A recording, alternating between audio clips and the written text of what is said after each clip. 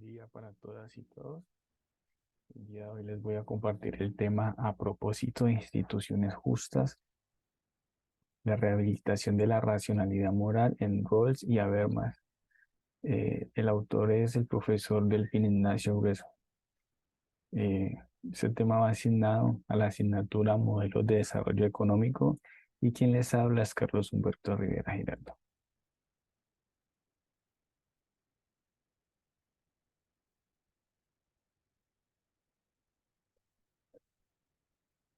Bueno, entre los tres temas principales que abordan este artículo, el primero es las crecientes dificultades para la filosofía política normativa. De esta se desprende el primer tema, el cual podemos suponer que cuando en el año de 1956 Laslet expendía el acta de función de la filosofía política, lo que tenía ante sí era el escepticismo que había venido dominando buena parte del ambiente filosófico hasta inhibir este tipo de empresa filosófica llamada filosofía política. En cuanto afectaba la capacidad fundante de la razón, este escepticismo llevaba por un lado a un realismo político, para el cual la política no es más que una cruda práctica del poder, acobardando así la tendencia filosófica a pensar lo político en términos normativos. Y, por otro lado, a un derecho que él decidido por una autoridad que logra hacerlo respetar, recurriendo si es necesario a la fuerza, acobardando así la tendencia filosófica a preguntarse normativamente por el fundamento de lo jurídico.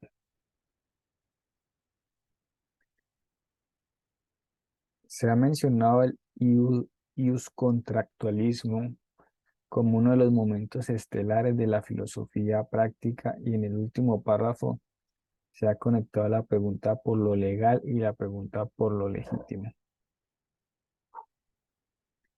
Esta apatía de la filosofía para fundar lo político y lo jurídico, por otra parte, estaba bien correspondida por un mundo institucional.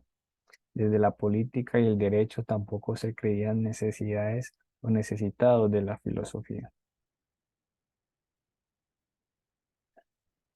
Una vez organizado el mundo de esa manera, era tarea de las ciencias sociales venir a entender cuando una norma es válida y un poder es legítimo. Es lo que hace Weber en términos sociológicos y Kelsen en términos jurídicos. Weber parte de una distinción entre poder de hecho y poder de derecho y llega a la tipología de la forma de poder legítimo. Esto no quiere decir que durante la primera mitad del siglo XX no se hubieran escrito obras de filosofía política. El marxismo, especialmente el occidental, dio a luz varias de ellas.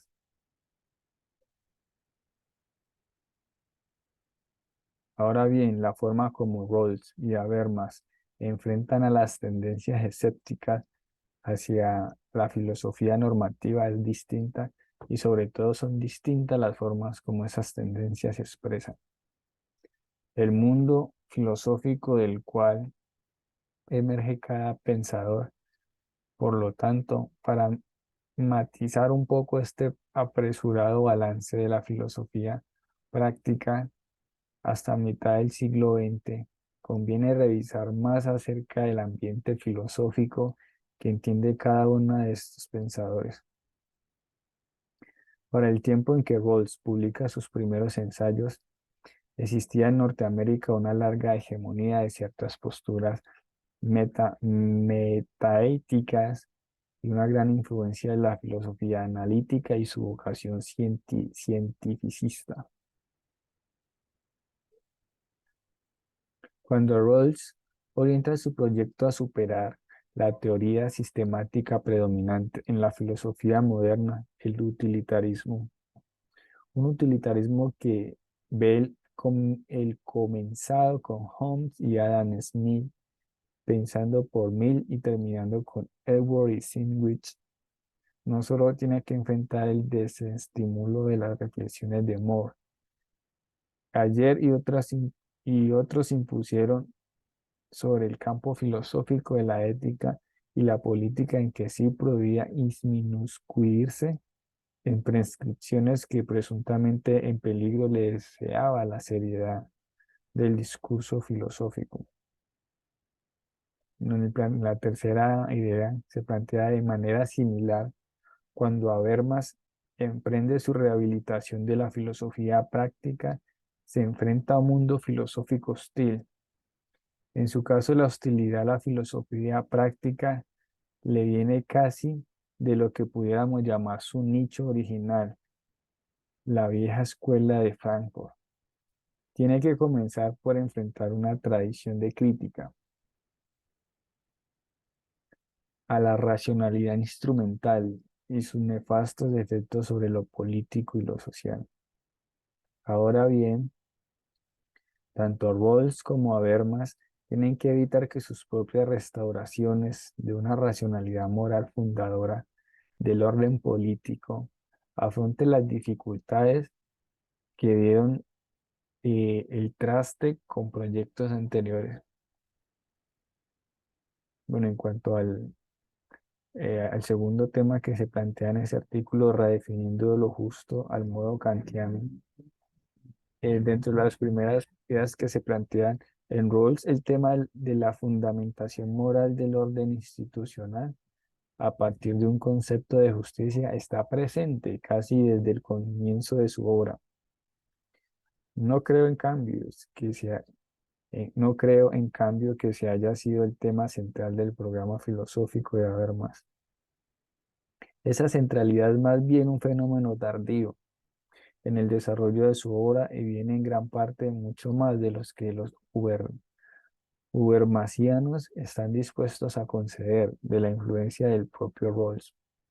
En fin, por hoy ambos coinciden en ese propósito y ligan su indagación a problemas de las instituciones en un régimen democrático habitado por individuos que se consideran a sí mismos liberales e iguales. Esta coincidencia reconocida por Habermas, no por Rawls, vincula a ambos por lo más excelso de la tradición filosófica práctica moderna. Ante la segunda idea que se plantea casi desde el comienzo, Rawls conecta su concepción de la justicia con la noción de equidad y termina por llevar esta noción hacia una moralidad capaz de reorientar la organización social, la relación de lo privado con lo público y la vocación de la institucionalidad. En lo que toca a la legislación, ella también debe corresponder a una noción de equidad entre ciudadanos libres e iguales. Dentro de la tercera idea que se plantea, el caso de Habermas, lo postconvencional es garantizado de un modo un poco más complejo, nutriéndose de los contextos culturales, religiosos, étnicos y sociales, donde los individuos logran su identidad y a la vez separándose de estos mismos contextos.